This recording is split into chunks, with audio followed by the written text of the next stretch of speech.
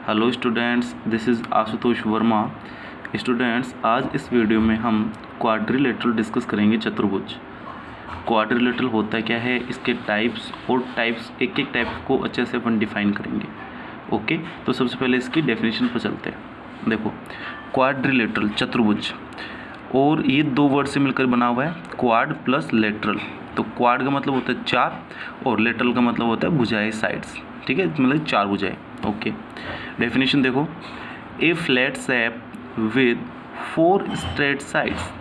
मतलब कि एक आपकी फ्लैट शेप का मीन क्या होता है, जिसको आप किसी प्लेन पर रख सकते हैं, मतलब कि 2D। ठीक है, जिसके अंदर 2 डायमेंशंस हो, ओनली केवल 2 दिशाएं हो। हिंदी के अंदर देख लो, 4 सीधी भुजाओं वाली चौरस आकृति। देखो 4 भुजाओं वाले, देखो ये मैंने बना रखा है। ये AB एक साइड है, ये BC एक साइड है, एक CD और एक AD। ये जो 4 साइड है, यदि इनसे जो आकृति बन रही है वो क्या कहलाएगी, क्वाड्रिलेटरल कहलाएगी, चतुर्भुज कहलाएगी वो आकृति। ठीक है स्टूडेंट्स, ओके। अब देखो, और स्टूडेंट्स यदि इसकी दूसरी डेफिनेशन की बात करें तो मैं ऐसे कह सकता हूँ कि एक प्लेन में यदि एक प्लेन में आपके 4 बिंदु 4 पॉइंट्स हैं, 1 2 3, और जो 3 पॉइंट्स है वो कोलिनियर नहीं होनी चाहिए, मतलब कि संरेख नहीं होनी चाहिए, वो असंरेख बिंदु होनी चाहिए। ठीक है, तो 3 बिंदु तो असंरेख होनी चाहिए और एक बिंदु आप कहीं पे भी ले सकते हो। ठीक है, तो यदि इन 4 बिंदुओं को मैं मिला दूं तो वो क्या कहलाएगा, एक क्वाड्रिलेटरल बन जाता है, एक चतुर्भुज बन जाता है। ठीक है, ये भी एक क्वाड्रिलेटरल की डेफिनेशन होती है। ओके स्टूडेंट्स, तो अब देखिए, एक जो क्वाड्रिलेटरल होता है उसकी 4 साइड होती है। एक quadrilateral has 4 sides, 4 angles and 4 vertices. एक क्वाड्रिलेटरल की 4 भुजाएं, 4 कोण और 4 शीर्ष होते हैं। देखो 4 भुजाएं, देखो 4 sides, AB BC CD DA, ये तो हुई 4 साइड्स। ठीक है, 4 एंगल, देखो एक एंगल, 2 3 और 4, ये 4 एंगल हो गए। वर्टिसाइज देखो, शीर्ष देखो, 1 2 3 4, ये 4 क्या हो गए, वर्टिसाइज हो गए, शीर्ष हो गए। ठीक है, और 2 इसके डायगोनल होते हैं, विकर्ण होते हैं, AC एंड BD, ये इसके 2 डायगोनल है। ओके, और अब देखो एरिया ऑफ क्वाड्रिलेटरल, चतुर्भुज का क्षेत्रफल। ठीक है, तो मैं यहाँ पे मैंने चतुर्भुज बना लिया है ABCD। ठीक है, और यहाँ पे मैंने एक डायगोनल ले लिया है AC, और डायगोनल के ऊपर बिंदु D और बिंदु B से मैंने क्या लगाया, यहाँ पर मैंने परपेंडिकुलर डाल दिया, perpendicular L1 and perpendicular L2। Okay, और जो मेरा AC है इसको मैंने D नाम दे दिया। तो इस पूरे जो क्वाड्रिलेटरल का एरिया है वो मैं ऐसे भी कह सकता हूँ, area of this triangle ADC plus area of triangle ABC। इन दोनों ट्राइंगल का एरिया यदि मैं जोड़ दूं तो मेरे पास क्या निकल के आएगा, क्वाड्रिलेटरल का एरिया ही निकल के आएगा। ठीक है, तो ये मैंने यहाँ पे कर दिया, एरिया ऑफ ABCD, इस पूरे क्वाड्रिलेटरल का एरिया इक्वल होगा एरिया ऑफ ABC इसके प्लस एरिया ऑफ ADC। तो देखो ये मैंने कर दिया। अब ट्राइंगल का एरिया तो सबको आता है, हाफ बेस इंटू हाइट, 1/2 आधार इंटू ऊंचाई। तो देखो यदि मैं बात करूँ ABC की, ये रहा, तो इसका क्या हो जाएगा, हाफ बेस ये रहा इसका, तो बेस कितना है D और हाइट कितनी है L2। ठीक है भाई, आधार गुणा ऊंचाई, ये लिख दिया मैंने। और ऐसे ही सेम मैंने लगा दिया ADC के अंदर, ADC तो half into base into height, ये लगा दिया। इन दोनों में हाफ कॉमन आ गया और D कॉमन आ गया, तो इसमें क्या बच गया L2 और इसके अंदर क्या बच गया L1। तो ये मेरा क्वाड्रिलेटरल का एरिया आ गया। ओके स्टूडेंट्स, कोई सा भी क्वाड्रिलेटरल हो आप उसका एरिया से फाइंड आउट कर सकते हो। ओके, और जो क्वाड्रिलेटरल के जो चारों जो एंगल होते हैं, जो 4 जो उसके कोण होते हैं, उनका जो एडिशन होता है वो कितना होगा, 360 होता है। ओके, ये मैंने लिख दिया। और क्वाड्रिलेटरल का पेरीमीटर क्या होता है, पेरीमीटर होता है जो बाहर वाली साइड होती है। जैसे मैं यहाँ से बोल रहा हूँ, बिंदु D से बोल रहा हूँ, यदि आप यहाँ से स्टार्ट हो रहे हो और यहाँ पर ही आ जाते हो वापस, ठीक है, तो जितना आपने राउंड काटा है ना पूरा, वो क्या होगा, आपका पेरीमीटर कहलाता है, परिमाप कहलाता है। मतलब जैसे मैं यहाँ से D पॉइंट्स चल रहा हूँ, इधर से ये चला, ये और ये, देखो यहाँ पे आ गए वापस। तो देखो मैंने कितनी दूरी तय की, मैंने AD plus AB plus BC plus CD, मतलब कि चारों भुजाओं को जोड़ दूँ मैं, यदि 4 साइड्स को जोड़ दूँ तो मेरा क्या निकल के आ जाएगा, इसका परिमाप निकल के आ जाएगा। तो मैं कह सकता हूँ कि एक क्वाड्रिलेटरल होता है, चतुर्भुज होता है, उसका परिमाप होता है उनकी चारों भुजाओं का एडिशन होता है। ओके, वर्टिसाइज मैंने आपको बताए हैं ABCD। ओके, और एडजेसेंट साइड्स क्या होती है, आप कह सकते हो अगल बगल वाली साइड्स। ठीक है, जैसे जो AB है इसकी एडजेसेंट साइड है AD। देखो, एक तो आपका AD है और एक आपका AB है, तो दो साइड्स ऐसे जिनका जो एक एंडिंग पॉइंट कॉमन हो। देखो, ये मेरा मतलब कि DA है, तो ये देखो A पर ख़त्म हो रहा है, और जो BA है वह भी A पर ख़त्म हो रहा है, तो इनका एक एंडिंग पॉइंट कॉमन है, तो ये क्या कहलाएंगे, दोनों एडजेसेंट साइड कहलाएगी। ओके, तो AB एडजेसेंट है AD के, ऐसे कह सकते हो आप BA एडजेसेंट साइड है BC के, और ऐसे कह सकते हो आप CB एडजेसेंट साइड है CD के। ठीक है, तो ये देखो मैंने लिख दिया इधर AB AD BC CD CD DA। फिर एक और देखो अपोजिट साइड्स, ये क्या होती है भाई, आमने सामने की भुजाएं। जैसे जो AB है इसके अपोजिट साइड है, विपरीत भुजा है DC, और जो मेरा AD है इसकी है BC, तो ये होती है अपोजिट साइड्स। ओके स्टूडेंट्स, तो अब जो टाइप्स ऑफ क्वाड्रिलेटरल, ठीक है, चतुर्भुज के प्रकार। भाई चतुर्भुज कितने प्रकार के होते हैं, चतुर्भुज को हमने अपने अच्छे समझ लिया। ठीक है, अब चतुर्भुज पर कितने तरह के होते हैं। ठीक है, तो देखो चतुर्भुज मैंने यहाँ पे 6 तरह के कर रखे हैं। ओके, और 6 तरह के होते हैं। एक देखो आपका पैरेललोग्राम, समांतर चतुर्भुज, और पैरेललोग्राम को आप ऐसे भी लिख सकते हो शॉर्ट के अंदर, ये देखो पैरेलल और ग्राम को ऐसे लिख देते हैं, तो पैरेललोग्राम। समांतर चतुर्भुज, रेक्टेंगल आयत, स्क्वायर वर्ग, रोम्बस समचतुर्भुज, ट्रेपेजियम समलंब चतुर्भुज, और एक आपका काइट जो पतंग वाली आकृति होती है वो। ठीक है, तो सबसे पहले हम स्टार्ट करते हैं पैरेललोग्राम से। भाई पैरेललोग्राम क्या होता है, समांतर चतुर्भुज क्या होता है। ठीक है, तो समांतर चतुर्भुज, ये देखो एक क्वाड्रिलेटरल, एक ऐसा चतुर्भुज इन विच, जिसमें both pair of opposite sides, जिसके अंदर जो अपोजिट साइड है उनके दोनों पेयर, दोनों युग्म क्या हो, आर पैरेलल, एक दूसरे के समांतर हो, इज कॉल्ड पैरेललोग्राम। तो वह समांतर चतुर्भुज कहलाता है। कैसे, मतलब ये देखो मैंने एक आकृति बनाई PQRS। अब देखो ये भाई क्वाड्रिलेटरल तो है, इतना तो कह सकते हैं हम, एक चतुर्भुज तो है सर। ठीक है, लेकिन समांतर चतुर्भुज क्या है कि एक ऐसा चतुर्भुज जिसमें जो अपोजिट साइड के जो दोनों युग्म है ना, वो क्या होनी चाहिए, पैरेलल होनी चाहिए। तो मैं कह सकता हूँ देखो अपोजिट साइड, PQ की अपोजिट साइड तो ऐसा आ रहा है, तो ये पैरेलल होनी चाहिए। देखो है पैरेलल है भाई, PQ पैरेलल टू SR, और PS की जो अपोजिट साइड है वो QR है, तो मैं कह सकता हूँ PS पैरेलल टू QR। यदि ये कंडीशन सेटिस्फाई हो रही है एक क्वाड्रिलेटरल में, तो आप कह सकते हो कि वह समांतर चतुर्भुज है। ठीक है स्टूडेंट्स, और समांतर चतुर्भुज में जो अपोजिट साइड होती है वह इक्वल भी होती है। तो देखो PQ इक्वल टू होगी SR के, और PS इक्वल टू होगा QR के। ओके, ठीक है, और मैंने इसके जो दो डायगोनल है, ठीक है, दो डायगोनल भी तो काटेंगे। ये तो ये रहा, देखो एक डायगोनल ये रहा L1 और एक डायगोनल ये रहा L2।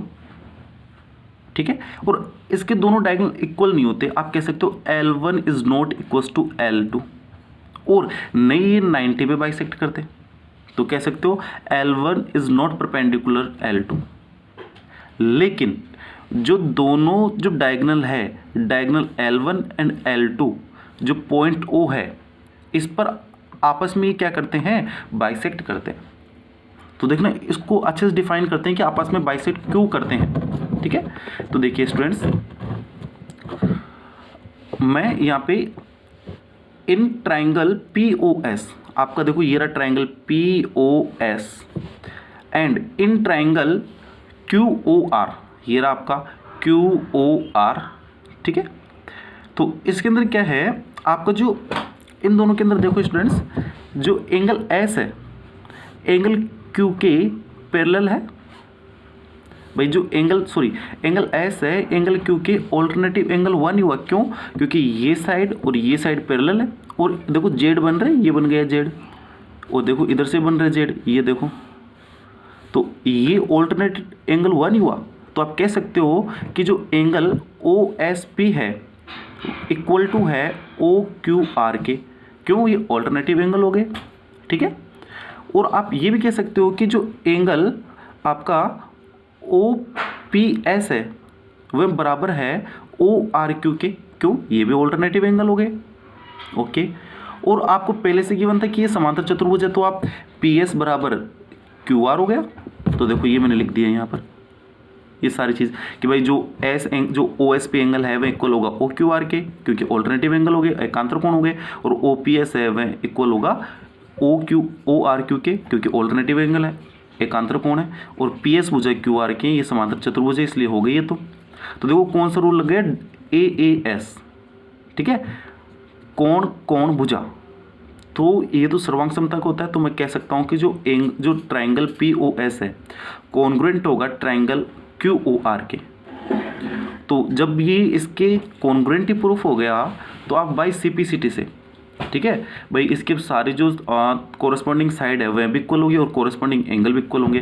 तो आप कह सकते हो कि इसकी जो ये भुजा है OS है वह इक्वल होगी OQ के, और जो OP है वह इक्वल होगी OR के। तो ये मैंने लिख दिया यहाँ पर।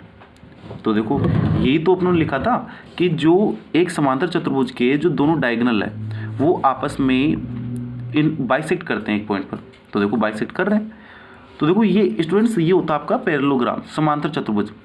एक ऐसा क्वाड्रिलेटरल, एक ऐसा चतुर्भुज जिसके जो अपोजिट साइड होती है, ठीक है, जो दोनों युग्म होते हैं ना अपोजिट साइड्स के, वो क्या होनी चाहिए? पैरेलल होनी चाहिए, और अपोजिट साइड इक्वल भी होगी इसके अंदर, ठीक है। और एक प्रॉपर्टी आप ये याद रखिएगा कि इसके जो दोनों डायगोनल होते हैं वो इक्वल नहीं होते और वो नई 90 पे बाइसेक्ट करते हैं, ठीक है। सॉरी, वो नई 90 पे नहीं एक दूसरे के परपेंडिकुलर होते हैं, लेकिन वो जो दोनों इसके डायगोनल होते हैं वो एक बिंदु O पर क्या करते हैं? बाइसेक्ट करते हैं एक दूसरे को, ठीक है। ओके स्टूडेंट्स, जो ये पैरेललोग्राम है, समांतर चतुर्भुज है, ये अपने अच्छे से डिस्कस कर लिया। और जो बाकी के जो क्वाड्रिलेटरल है उनमें से जो 3 क्वाड्रिलेटरल है, जो 3 चतुर्भुज है, वह एक्चुअली पैरेललोग्राम ही होते हैं, बस उनकी थोड़ी सी डिफरेंट प्रॉपर्टीज़ होती है। तो उन डिफरेंट प्रॉपर्टीज़ के बेस पर ही उनको अलग से कंसिडर करके अलग टाइप बन गया उनका, ठीक है। तो देखना वो अच्छे समझना। तो देखो पैरेललोग्राम मैंने अच्छे समझा दिया आपको, हाँ। तो देखना अब इसके अपन 2 टाइप करते हैं, एक रोम्बस, ठीक है, रोम्बस यानी समचतुर्भुज। मैं बताऊंगा आपको समचतुर्भुज क्या होता है, और एक होता है रेक्टेंगल, आयत। ये जो रोम्बस और जो रेक्टेंगल होता है ये पैरेललोग्राम ही होता है एक्चुअली, और आपका स्क्वायर जो वर्ग होता है वो भी पैरेललोग्राम होता है, ठीक है। लेकिन जो स्क्वायर होता है वो एक्चुअली रेक्टेंगल भी होता है। तो देखना अच्छे से देखना आप कैसे। तो जो रोम्बस है, जो समचतुर्भुज है, वह क्या होता है? सबसे मेन चीज़ ये है यहाँ पर, ठीक है। तो देखना जो रोम्बस है वह क्या है? यह एक ऐसा पैरेललोग्राम होता है। अब पैरेललोग्राम में क्या होना चाहिए? उसकी जो अपोजिट साइड का जो आपका पेयर है वो क्या होना चाहिए? वहाँ पे पैरेलल होना चाहिए। तो देखना SR पैरेलल टू PQ, तो ये है, और यहाँ पे PS पैरेलल टू QR। तो देखो पैरेललोग्राम की प्रॉपर्टी सेटिस्फाई हो रही है, और अपोजिट साइड इक्वल भी है, ठीक है भाई है। लेकिन वहाँ पे जो पैरेललोग्राम होता है वहाँ पे अपोजिट साइड इक्वल होनी चाहिए, लेकिन यहाँ पे देखो सारी साइड ही जो 4 जो साइड्स है वो ही इक्वल है, और वो एक दूसरे के पैरेलल भी है। तो जब ऐसे जब कंडीशन में एक पैरेललोग्राम होता है तो उसे क्या कहते हैं? उसे रोम्बस कहते हैं, समचतुर्भुज कहते हैं उसे, ठीक है स्टूडेंट्स। ओके, अब देखना जो रेक्टेंगल होता है, जो आयत होता है, वो देखो क्या होता है? एक ऐसा क्वाड्रिलेटरल या फिर आप बोल सकते एक ऐसा पैरेललोग्राम, ठीक है। अब देखो पैरेललोग्राम में तो वही कि भाई एक क्वाड्रिलेटरल होना चाहिए, तो क्वाड्रिलेटरल तो है ये। और देखो PQ पैरेलल है SR के, है भाई, और PS पैरेलल है QR के।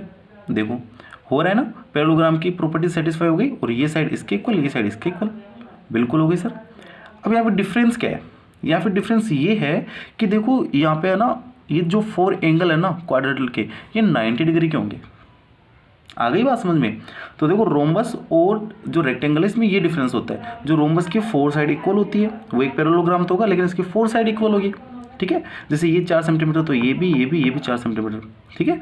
और यहाँ पे ये 90 के नहीं होते, लेकिन रेक्टेंगल क्या होता है? एक ऐसा पैरेललोग्राम, एक ऐसा समांतर चतुर्भुज जिसमें जो आपके जो चारों एंगल होते हैं ना वो क्या होंगे, वो 90 के होते हैं, और इसमें अपोजिट साइड इक्वल होती है, इसके अंदर चारों साइड इक्वल नहीं होती, तो वो क्या कहलाता है, एक आयत कहलाता है। ठीक है, अब देखो आपका जो स्क्वायर क्या होता है। ठीक है, स्क्वायर देखो इसमें क्या हुआ, जो रोम्बस क्या हुआ, रोम्बस ये है इसकी 4 साइड इक्वल होती है, एक ऐसा पैरेललोग्राम जिसकी 4 साइड इक्वल है, और जो आपका रेक्टेंगल होता है वो क्या होता है, उसमें जो आपके एंगल बनेंगे 4 वो क्या होंगे, 90 के होंगे। ठीक है, तो जो आपका स्क्वायर होता है, स्क्वायर किस किस से बनता है, स्क्वायर यदि आप रेक्टेंगल की प्रॉपर्टी और आप रोम्बस की प्रॉपर्टी दोनों को मिक्सअप कर दे तो आपका क्या बन जाएगा, एक स्क्वायर बन जाएगा आपका। ठीक है, तो देखो कैसे बनेगा स्क्वायर, देखना एक ऐसा पैरेललोग्राम, देखो आप ये भी बोल सकते हो आप, और आप ये भी बोल सकते हो कि देखना एक ऐसा रेक्टेंगल, कुछ भी बोल लो आप। तो देखो पहले मैं पैरेललोग्राम से डिफाइन करना चाहूँ तो एक ऐसा पैरेललोग्राम जो आपको रोम्बस और रेक्टेंगल दोनों की प्रॉपर्टी को डिफाइन करता है, वह क्या हो जाता है, आपका स्क्वायर हो जाता है। तो देखना ये आपका क्या है, एक पैरेललोग्राम है, तो देखो P Q is parallel to S R and P S parallel to P Q R, और देखो ये साइड इसके इक्वल, ये साइड इसके इक्वल, तो अपोजिट साइड भी इक्वल। अब देखना ये रोम्बस की प्रॉपर्टीज़ को डिफाइन कर रहा है क्या, 4 साइड इक्वल है भाई, और है पैरेललोग्राम। ठीक है, और देखो इसकी जो रेक्टेंगल है इसकी सारी प्रॉपर्टीज़ को डिफाइन कर रहे हैं, एक ऐसा पैरेललोग्राम है भाई पैरेललोग्राम, तो और देखो 90 के हैं, और देखो अपोजिट साइड्स भी इक्वल है। आगे बात समझ में, तो आपका स्क्वायर क्या होता है, जो रोम्बस प्लस रेक्टेंगल। तो आप ये कह सकते हो कि ये एक रेक्टेंगल भी तो है भाई, देखो आपका एक ये तो क्या हो गया, एक पैरेललोग्राम तो है ये, और देखो इसके अपोजिट साइड भी इक्वल है और 90 के भी बना रहा है। तो आप कह सकते हो कि जो आपका एक जो स्क्वायर होता है वह रेक्टेंगल भी होता है। ठीक है, लेकिन रेक्टेंगल स्क्वायर नहीं हो सकता। ठीक है, ओके, तो अब हम अच्छे से इसकी जो प्रॉपर्टीज है वो अच्छे से डिफाइन करते हैं स्टूडेंट्स। सबसे पहले अपन पढ़ते हैं रोम्बस। ओके, तो रोम्बस देखो, रोम्बस क्या होता है, समचतुर्भुज हिंदी के अंदर बोले तो इसकी डेफिनेशन मैंने जैसे लिखी यहाँ पर, a parallelogram whose all sides are equal is called rhombus. एक समांतर चतुर्भुज जिसकी सभी भुजाएं समान हो। ठीक है, ओके स्टूडेंट्स, तो समांतर चतुर्भुज स्टूडेंट्स आपको पता है क्या होता है, एक ऐसा क्वाड्रेटल जिसकी जो अपोजिट साइड्स का जो पेयर है वो क्या होता है, पैरेलल होता है। ओके स्टूडेंट्स, तो देखिए ये मैंने यहाँ पर एक क्या बना दिया, मैंने यहाँ पर रोम्बस बना दिया, समचतुर्भुज बना दिया। देखो अभी मैंने बताया समचतुर्भुज क्या होता है। ओके, अब समचतुर्भुज में वही चतुर्भुज तो है भाई, क्वाड्रेटल तो है, तो इसके देखो 4 एंगल रहे, 4 साइड रही। ठीक है, और 2 डायगोनल हो गए। अब इसकी जो डायगोनल बेस प्रॉपर्टी है वो देखते हैं अपन। ठीक है, देखो L1 is not equal to L2, parallelogram में भी ये होता है। ठीक है, तो ये भी सेम चीज़ फॉलो करता है। और मैंने बताया था यदि पैरेललोग्राम हो गया तो जो दोनों इसके जो डायगोनल है, विकर्ण है, वो एक पॉइंट पर आपस में बाइसेक्ट करेंगे। ये हर पैरेललोग्राम की प्रॉपर्टी है। ठीक है, तो ये तो करेंगे भाई बाइसेक्ट तो, और मैंने उसको आपके पैरेललोग्राम में जो अच्छे समझाया था वहाँ पे मैंने अच्छे से उसको एक्सप्लेन कर रखा है और उसका प्रूफ दिया है मैंने अच्छे से। ओके, तो अब मैं कह सकता हूँ यहाँ पर जो मेरा L1 इज परपेंडिकुलर L2, ये अच्छी चीज़ है, ये रोम्बस के अंदर होती है। ठीक है, मतलब कि जो आपके जो आपका डायगोनल फर्स्ट है और जो डायगोनल सेकंड है वो पॉइंट ओ पर क्या होंगे भाई, परपेंडिकुलर होते हैं वो आपस में। देखो क्यों होते हैं परपेंडिकुलर, इसका भी तो रीज़न आना चाहिए ना कि भाई क्यों होते हैं परपेंडिकुलर। तो देखो आप कोई से भी 2 ट्राइंगल लेके चलता हूँ मैं यहाँ पे, कौन से एक 2 ट्राइंगल लेके चलता हूँ, ROS, कहाँ पे है ROS, देखो ROS, ये ट्राइंगल ले लिया, एंड ट्राइंगल ROQ। ठीक है, अब मैं यहाँ पर कह सकता हूँ कि देखो RS इक्वल्स टू RQ, भाई जो आपका RS है इक्वल्स टू है RQ के। क्यों, ये तो आपको पहले से गिवन था भाई, रोमस की प्रॉपर्टी ही होती है, इसलिए वहाँ से गिवन था ये तो। Okay, and RO equals to RO, और देखो RO तो दोनों में क्या है, कॉमन साइड है, ओबेनिस्ट भुज है। ठीक है, एंड आप कह सकते हो यहाँ पर क्या बोल रहा है, OS इक्वल्स टू OQ। ठीक है, आपका जो OS है वह है OQ के इक्वल।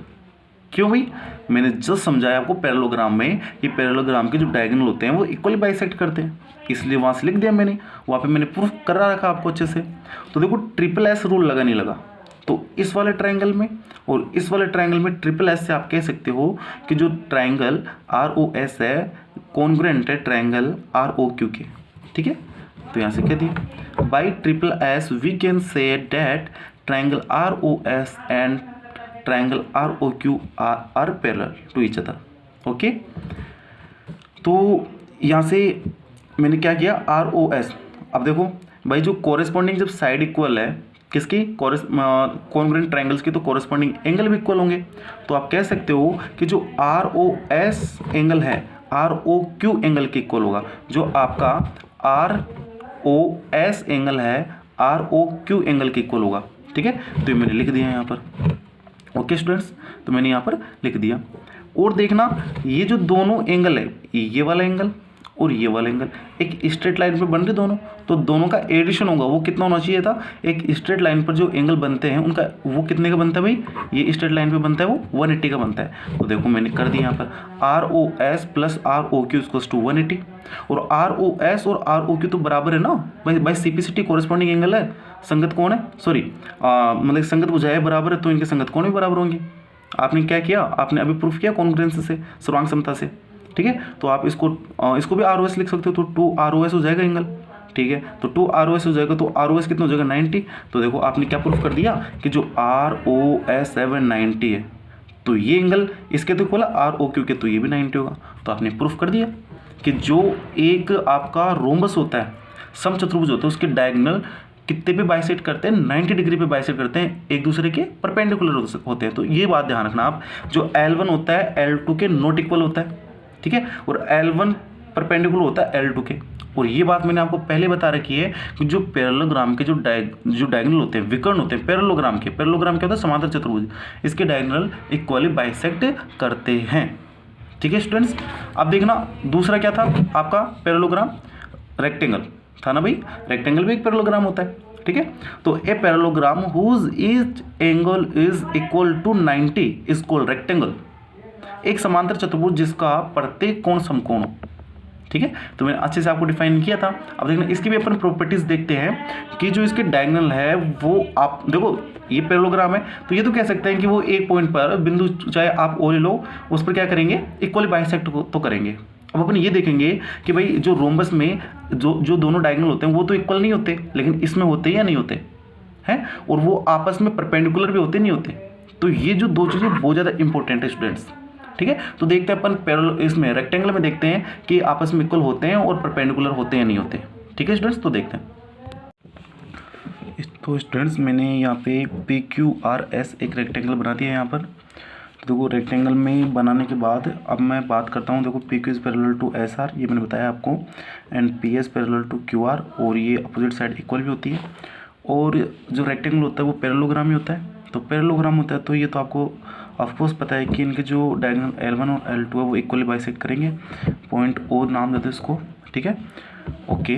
अब बात ये है कि यहाँ पे जो इसके डायगोनल है, विकर्ण है, वो बराबर भी होते हैं, इक्वल भी होते हैं। वो कैसे होते हैं देखो, इसको मैंने L1 नाम दे दिया, इसको मैंने L2 नाम दे दिया। तो देखना ये पूरा जो PQR है ये राइट एंगल होता है, बताया मैंने, समकोण होता है, ये पहले मैंने डिफाइन कर दिया था। ओके, तो ये राइट एंगल ट्रायंगल, तो इसके अंदर मैं पाइथागोरस लगा सकता हूँ। ठीक है स्टूडेंट्स, तो बताइएगा मेरा जो कर्ण होगा, ये कर्ण है, ठीक है, हाइपोटेनस है। तो हाइपोटेनस इसको क्या होता है, रूट परपेंडिकुलर का स्क्वायर, ये रहा RQ का स्क्वायर या फिर QR का स्क्वायर प्लस PQ का स्क्वायर। ये मैंने यहाँ पर लिख दिया स्टूडेंट्स। ओके, ये मैंने यहाँ पर लिख दिया। अब देखो आप ये भी कह सकते हो यहाँ पर कि जो आपका L1, तो देखो L1 सॉरी, अब देखो L2, देखो स्टूडेंट्स L2 में root PQ square plus QR square, क्यों, देखो ये रहा आपका L2 और ये भी राइट एंगल है, तो इसमें भी लगा सकते हो आप। तो इसके अंदर लगाओगे तो क्या हो जाएगा, रूट PQ का स्क्वायर प्लस PS का स्क्वायर, और जो PS है वह QR के इक्वल है, तो मैंने लिख दिया root PQ square plus QR square. तो देखो L1 और L2 इक्वल हुए, तो यहाँ से आप कह सकते हो L1 इक्वल्स टू L2। और यहाँ पर ये परपेंडिकुलर नहीं होंगे, क्यों, यहाँ पर ये दोनों जो ट्रायंगल है वह कॉन्ग्रुएंट प्रूफ नहीं होंगे स्टूडेंट्स। ओके, और अब देखो इसका पेरीमीटर, देखो पेरीमीटर क्या कहा था भाई, जहाँ से स्टार्ट वहीं पे, ठीक है ना, जो बार बार की बाउंड्री कितनी कवर होती है। तो देखो मैंने यहाँ से ला, तो मैं लिख सकता हूँ PS plus PQ plus QR plus RS, ये मैंने लिख दिया। अब देखो मैं PQ और SR तो इक्वल है, तो 2PQ प्लस PS और QR तो इक्वल है, तो क्या हो गया 2PQ प्लस RQ। ठीक है, तो आप कुछ भी करो, मतलब कि भाई इसका और इसका ऐड करो, उसका डबल कर दो, वो क्या हो जाएगा, इसका हर एक रेक्टेंगल का क्या होता है वह पेरीमीटर होता है, परिमाप होता है। ठीक है, एरिया क्या होता है, एरिया होता है भाई इसकी लंबाई इंटू चौड़ाई। ठीक है, लेंथ इंटू आप बोल सकते हो इसकी जो आपकी इसकी वेड्थ होती है वो कितनी होती है उसको मल्टीप्लाई कर दो बस, तो PQ into QR। Okay students, और अब चलते हैं अगला जो आपका जो पैरेललोग्राम है, जो क्वाड्रेटल है वह क्या है, स्क्वायर। तो स्क्वायर क्या होता है, स्क्वायर तक रेक्टेंगल ही होता है ना, तो आप और ये पैरेललोग्राम भी होता है, तो आप इसको रेक्टेंगल भी बोल सकते हो। तो a rectangle in which a pair of adjacent sides are equal is said to be a square. ठीक है, आपका एक ऐसा रेक्टेंगल, तो देखो रेक्टेंगल तो है ये, देखो भाई ये आपकी अपोजिट साइड इक्वल हो गई, ये भी इक्वल हो गई, और 90-90 के बना रहे हैं। ठीक है, तो पैरेललोग्राम तो, लेकिन पैरेललोग्राम उसमें रेक्टेंगल में क्या होता है, जो कि अपोजिट साइड है वहीं इक्वल होती है बस। ठीक है, लेकिन इसके अंदर क्या है, देखो सारी साइड है ना वो सारी की सारी इक्वल है, और एडजेसेंट साइड क्या होती है, आजू बाजू की साइड, जो अगल बगल की साइड है, जिसका एक एंडिंग पॉइंट कॉमन हो। तो देखो आपकी ये वाली भुजा और ये वाली भुजा क्या है, एडजेसेंट साइड है, आसन भुजा है। तो आप कह सकते हो यहाँ पर कि ये तो इक्वल है, लेकिन ये क्या बोल रहा है, उनका पेयर इक्वल होना चाहिए, तो एक तो ये रहा और एक ये भी तो है। ठीक है, तो देखो ये इसकी इक्वल हो गई, और ऐसे बोल दो आप, ऐसे ना बोलो तो भाई यदि ये साइड इसके इक्वल है, एडजेसेंट साइड है, तो इसकी साइड के एडजेसेंट साइड ये भी तो है, तो ये इसकी इक्वल हो जाएगी। तो ये इसकी एडजेसेंट साइड कौन सी है, ये रही, तो ये इसकी इक्वल हो जाएगी। इसका मतलब कि रेक्टेंगल की प्रॉपर्टी तो है ही, लेकिन सारी साइड्स इक्वल होगी। और मैंने पहले कहा था देखो rhombus plus rectangle equals to square, तो देखो रोम्बस भी है, सारी साइड इक्वल है। ठीक है, लेकिन रोमस के अंदर 90 नहीं बनता, तो वो मैंने नहीं बनाया, मैंने तो बस भाई रोमस की प्रॉपर्टी ये ली, और जो आपका रेक्टेंगल होता है वो 90 बनाता है, एक ऐसा पैरेललोग्राम जिसके 90 होते हैं, बस तो बना दिया मैंने। और यहाँ पर जो पेरीमीटर होगा वो क्या होगा, मेरा पेरीमीटर होगा, यहाँ से स्टार्ट करूँगा तो ये भी ए, ये भी ए, ये भी ए, ये भी ए, तो कितना हो गया 4 है। और एरिया होगा वो क्या हो जाएगा, आपकी कर दो वही लंबा इंटू चौड़ाई, तो लंबा इंटू चौड़ाई क्या हो गया ए इंटू ए स्क्वायर। ठीक है, और वही L1 इक्वल्स टू L2। ठीक है ना भाई, L1 इक्वल्स टू L2 होगा, क्यों, वो देखो इसके अंदर क्या लगा दो आप, जो ABC है इसके अंदर पाइथागोरस लगा दो, और ए से आप ABD है इसके अंदर लगा दो, दोनों L1 और L2 इक्वल निकल के आएंगे आपके। और L1 इज परपेंडिकुलर L2 इसके अंदर होता है, और रोम्बस के अंदर भी होता है, बताया था ना मैंने। क्यों, इसके अंदर ये वाला और एक ये वाला, आप इनको क्या प्रूफ कर सकते हो, कॉन्ग्रुएंट प्रूफ कर सकते हो। क्यों, देखो यदि मैं इस वाले ट्रायंगल की बात करूं, ठीक है, इसको O नाम दे दो, यदि मैं ODC की बात करूं तो देखना ये साइड इस साइड के इक्वल है, और ये साइड कॉमन है, और ये साइड ये इसके इक्वल है। भाई ये इसके इक्वल क्यों है, क्योंकि मैंने कहा था कि एक पैरेललोग्राम और पैरेललोग्राम में जो डायगोनल्स होते हैं वो पॉइंट O या फिर किसी पॉइंट पर इक्वल बाइसेक्ट करते हैं। ठीक है ना, जो उनका इंटरसेक्टिंग पॉइंट होता है, प्रतिच्छेद बिंदु होता है, वहाँ पर मैं इक्वल बाइसेक्ट करते हैं। तो ट्रिपल एस रूल लग गया, तो ट्रिपल एस रूल लग गया, तो आप कह सकते हैं यहाँ से कि भाई आपका क्या हो जाएगा, ये वाला एंगल कॉरेस्पॉन्डिंग एंगल इसके इक्वल होगा। तो देखो एक लाइन पर बनाए गए एंगल तो 180 होता है ना, ठीक है, तो मुझे 90-90 हो जाएंगे। तो यहाँ से आपने प्रूफ कर दिया। सेम वही चीज़ है जैसे मैंने आपको पहले समझाई थी, वही यहाँ पर है, जो रोम्बस के अंदर था वही यहाँ पर है। ठीक है स्टूडेंट्स, तो मैंने वो रोम्बस के अंदर अच्छे समझाया, आप वहाँ से देख लिया। अब जो आपका L1 इक्वल्स टू L2 है इक्वल्स टू √2a। ठीक है, यहाँ से आप कर सकते हो जो L1, देखो ये रहा L1 आपका, ठीक है, तो वही पाइथागोरस से लगा दो, पाइथागोरस से लगाओगे तो L1 equals to √a² plus a², ये कितना हो गया √2a², तो इसको करोगे आप तो √2 इंटू a, ये मैंने निकाल दिया। ओके स्टूडेंट्स, अब आते हैं अपन आगे, जो आगे प्रॉपर्टी है ट्रेपेजियम। ठीक है, ट्रेपेजियम क्या होता है, हिंदी के अंदर कहूँ तो समलम चतुर्भुज। ठीक है, ये पैरेललोग्राम नहीं है, ये थोड़ा अलग है, ठीक है ना, लेकिन एक क्वाड्रेटल तो है, ये चतुर्भुज तो है। क्यों भाई, देखो 4 साइड है, ठीक है, इसके 4 एंगल है, ठीक है, और आप कह सकते हो यहाँ पर इसके 4 वर्टिसाइज है, और 2 डायगोनल भी आप यहाँ से यहाँ पर खींच सकते हो, कोई दिक्कत नहीं उसमें। तो एक क्वाड्रिलेटरल, एक ऐसा चतुर्भुज इन विच जिसके में exactly 1 pair of opposite sides is parallel, जिसके अंदर केवल एक जो साइड अपोजिट साइड्स का जो आपका पेयर है वह क्या होना चाहिए, पैरेलल होना चाहिए। ठीक है, तो देखो ये जो मैंने ये वाला ले लिया AB, अपोजिट साइड है किसकी, DC के, तो ये पैरेलल है, ऑफकोर्स है, कोई दिक्कत नहीं इसमें। तो आप कह सकते हो कि बस इतनी ही कंडीशन है कि एक क्वाड्रिलेटरल है जिसमें केवल एक पेयर होना चाहिए किसका, अपोजिट साइड्स का में पैरेलल हो। ठीक है, तो आपका ये पैरेलल है। ठीक है, कोई दिक्कत नहीं है। तो ये समलंब चतुर्भुज कहलाता है। तो A B C D, A B is parallel to D C, okay. और यहाँ से आप यहाँ पर यदि परपेंडिकुलर डालोगे तो वो इसकी हाइट हो जाएगी।